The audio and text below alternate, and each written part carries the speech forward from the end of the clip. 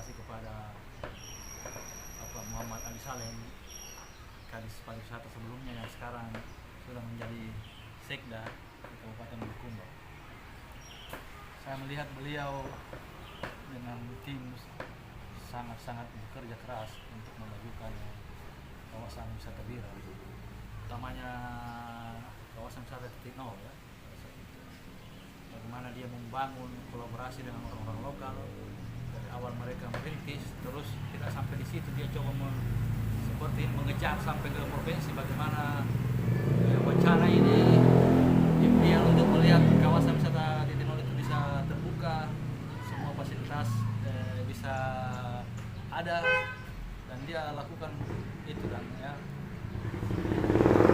Hasilnya bisa kita rasakan seperti sekarang.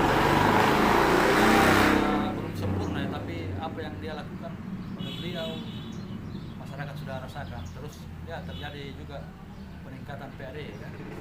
Karena ya dengan jujur dengan di masa pandemi ini dengan adanya objek wisata titik nol itu sebagai objek wisata yang baru, pemerintah kabupaten bisa memenuhi target PAD yang dibebankan ke dinas pariwisata. Ada daya tarik tersendiri. Ada daya tarik tersendiri. Nilai tambah Terus ada rasa penasaran dari pengunjung apa itu yang di titik nol.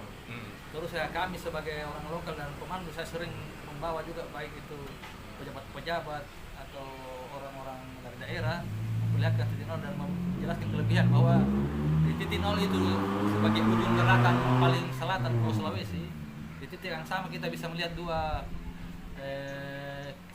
fenomena ya. Kita bisa melihat sunrise di pagi hari dan sunset di sore hari. Di titik yang sama kita bisa melihat keduanya. Nah, itu yang saya rasakan ya. Dan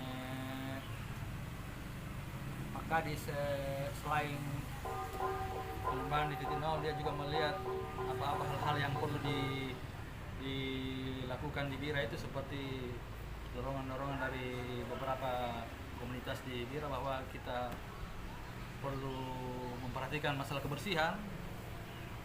Ya, di masa kepemimpinan beliau berdirilah sebuah TPST, tempat pembuangan sampah terpadu di dalam kawasan, karena ya beliau menyadari bahwa ketika Bira ini semakin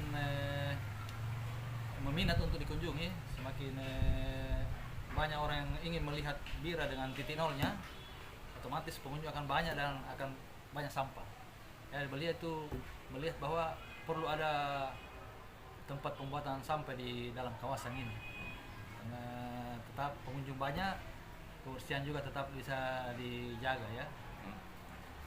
Dan ya itu beliau melakukan beberapa kali kita rapat, diundang dengan orang-orang hotel, dengan orang PRI. Kebetulan saya juga pengurus PRI di Kumba. Ya, kita rapat-rapat biasa di rumah kaca, biasa juga di Nusa Bira Indah ini. Oh ya. Ya. Tempat ini juga biasa tempat pertemuan. Kita bahas itu masalah TPST. Oh ya. Jadi biasanya Pak Ali atau orang-orang pemerintah yang lainnya sering di Nusa Bira Indah membahas berbagai macam hal untuk pengembangan wilayah wisata di sini. Oke. Formal maupun ya yang sekedar Santai. Ya memang cukup bagus. Saya kira nyaman. Memang teduh, ruangnya terbuka kafe ini dan cukup luas, sehingga menjadi pilihan. Dan juga dekat dengan pantai. Jadi aksesnya kemana-mana dari Nusa Bira Indah itu dekat ya. Terus yang saya ingat betul, satu juga terbawa Pak Ali Saleh, karena ya Bulukumba sudah ditetapkan pinisi sudah ditetapkan jadi warisan budaya dunia dari UNESCO ya, budaya tak benda. Bagi beliau itu sangat kurang mengenakan ketika kita sudah ditetapkan terus Bulukumba itu tidak punya kapal pinisi sendiri. Oh iya. Ya, dan di tempat ini juga kita sempat bahas itu.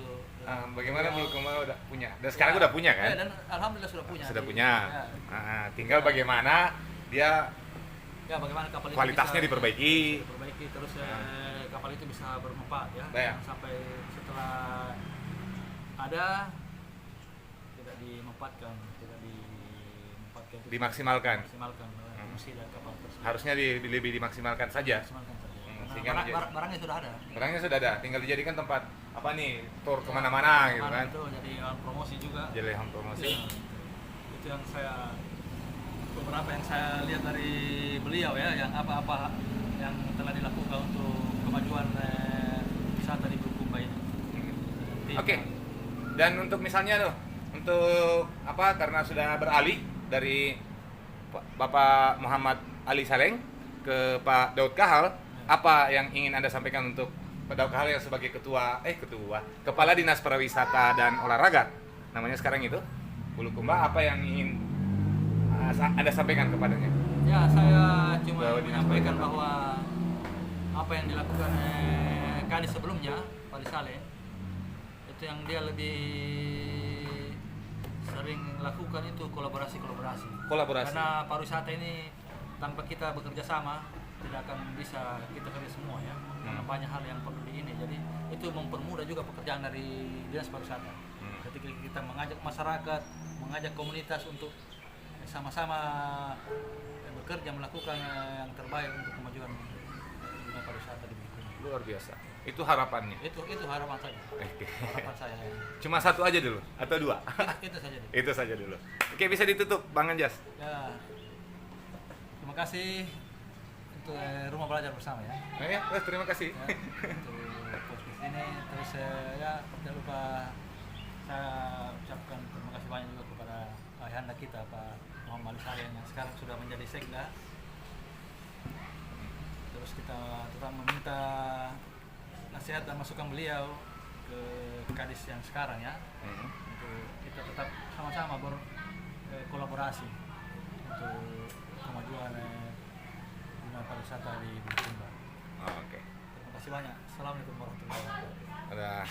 Oke, makasih. Demikian cerita singkat dari Saudara Anjas yang sudah malam melintang ya, mulai dari wisatawan lokal hingga mancanegara, dan bahkan dia juga sempat keluar negeri ya. Ke negeri mana tuh? Ke Jerman sama Swiss. Ke Jerman dengan Swiss, tetangga itu. Tetangga. Jadi orang mereka di sana itu ada bahasa Jerman, bahasa Yunani, dan lain-lain lah, banyak lah di situ. Dan setelah itu dia kembali lagi ke Bulukumba, ke Nusa Bira Indah, dan menjadi pemandu wisata, pokoknya pegiat wisata lah untuk kemajuan wisata di Bulukumba ini, khususnya di Bira. Dan bila Anda bertemu dengannya, kemana Anda mau pasti akan diantar tuh, selama dia masih bisa.